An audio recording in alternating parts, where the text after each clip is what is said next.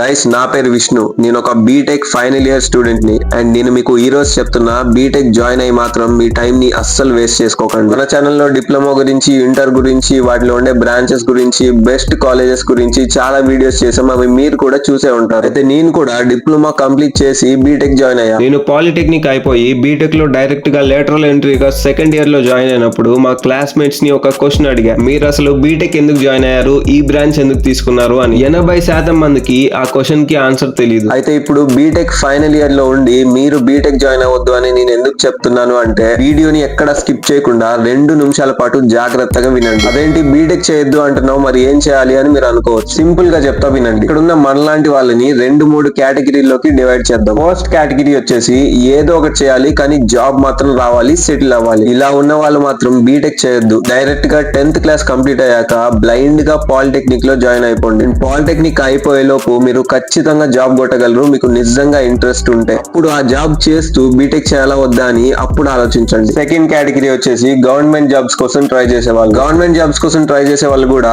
Diploma చేస్తూ try చేస్తే మీకు నాలెడ్జ్ కూడా ఉంటుంది, మీకు జాబ్ వచ్చే ఛాన్సెస్ బెటర్ అవుతాయి. అయితే బీటెక్ మాత్రం మీకు అంత యూజ్ అవుదనే చెప్పాలి. ఎందుకంటే ఒక పక్క గవర్నమెంట్ జాబ్స్ కి ప్రిపేర్ అవుతూ, ఇంకొక పక్క బీటెక్ ఎగ్జామ్స్ కి ప్రిపేర్ అవ్వి రాసి పాస్ అవ్వాలంటే కొంచెం కష్టమే. సో కొంచెం ఆలోచించి స్టెప్ తీసుకోండి. ఇంకా లాస్ట్ కేటగిరీ వచ్చేసి వీళ్ళు లైఫ్ లో ఏదో చేయాలనుకుంటారు కానీ ఇంట్లో వాళ్ళు చెప్పడంతోనో లేదా వేరే రీజన్స్ తోనో బీటెక్ జాయిన్ అవుతారు. నేను కూడా ఇదే కేటగిరీ. వీళ్ళకి ఇంకా సొల్యూషన్ ఏం లేదు, ఎట్లో బీటెక్ ఖచ్చితంగా జాయిన్ అవ్వాలి, అయిపోయారు కాబట్టి ఎలాగో ప్రశాంతంగా దాన్ని కంప్లీట్ చేసుకొని అది చేస్తూనే మీకు ఇష్టమైన పని మీద కూడా వర్క్ చేయండి. ఎవరికి తెలుసు, మీరు బీటెక్ అయిపోయినాక మీరు నచ్చిన ఫీల్డ్ లోకే వెళ్తారేమో. అంతేకాని మీరు మీ గోల్స్ తో సంబంధం లేకుండా అందరూ బీటెక్ చేస్తున్నారని మీరు బీటెక్ తీసుకుంటే మాత్రం చాలా ఇబ్బంది పడతారు. మీకు నిజంగా బీటెక్ చేయడం ఇష్టం లేకపోతే మీ ఇంట్లో వాళ్ళని కన్విన్స్ చేయడానికి ట్రై చేయండి. మీకు రీజన్ జెన్యూన్ గా ఉంటే, వేరే దాంట్లో నిజంగా ఇంట్రెస్ట్ ఉంటే. కుదరదంటారా? ఇప్పుడు చెప్పాను కదా, థర్డ్ కేటగిరీ మన కేటగిరీ. ఎట్లా ఒకట్లా ప్రశాంతంగా బీటెక్ కంప్లీట్ చేస్తూనే మీకు ఇష్టమైన దాని మీద కూడా వర్క్ చేయండి. ఎలాగైతే నేను ఇప్పుడు బీటెక్ చేస్తూనే యూట్యూబ్ లో 100K సబ్స్క్రైబర్స్ సంపాదించాను. ఈ వీడియోని మీ ఫ్రెండ్స్ తో కూడా ఖచ్చితంగా షేర్ చేయండి. మీకు ఏ డౌట్స్ ఎలాంటివి ఉన్నా కూడా కామెంట్స్ లో చెప్పండి, నేను ఖచ్చితంగా ఆన్సర్ చేస్తాను.